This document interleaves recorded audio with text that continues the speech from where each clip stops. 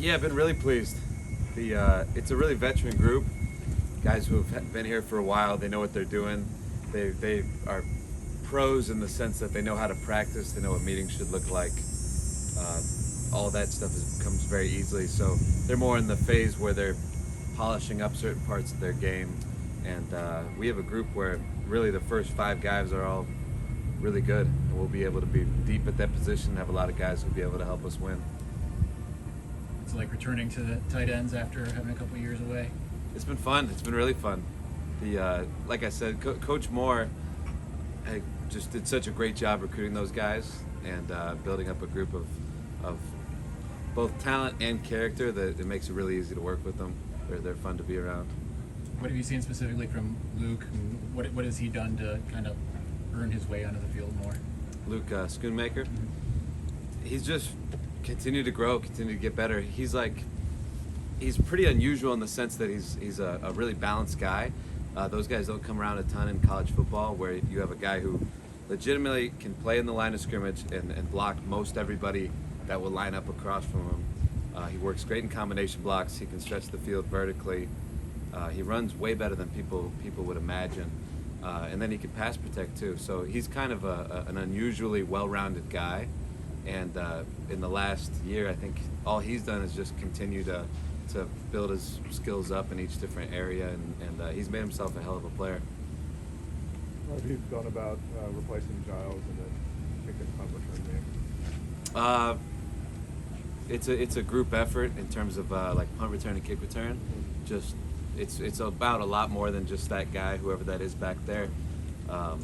We have a lot of talented guys on our team right now that are dangerous with the ball in their hand, and it's a full 11-person effort to be able to make that guy look really good. So I like where we're at. We still have some work to do before the first game, but the goal will obviously be to be explosive in that phase. Who are some of those guys taking? Yeah, so it's a pretty good sized group. We're a little bit deeper than we have been in terms of guys who have the ability to field a ball and have some ball carrier skills. Guys like Blake Corum, AJ, Roman Wilson, Ronnie Bell, Mike Barrett's done it before, Brad Hawkins has done it before,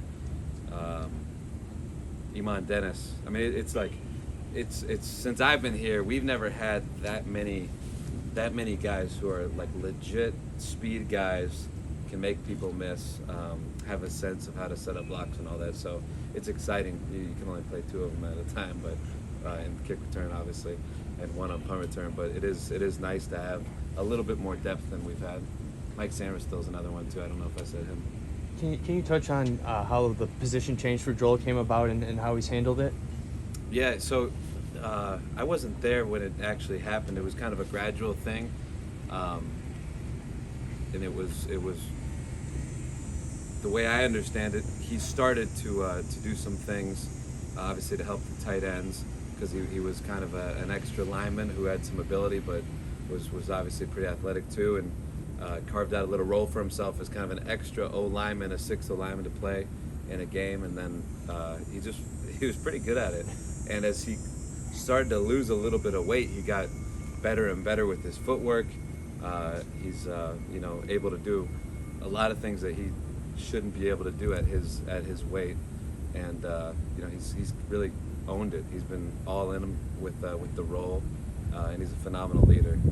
Really great presence for the room. He's been around forever. He really knows the ins and outs of the run game, what we're asking those guys to do. He understands protection, so we're thrilled to have him. Can he catch a little bit too?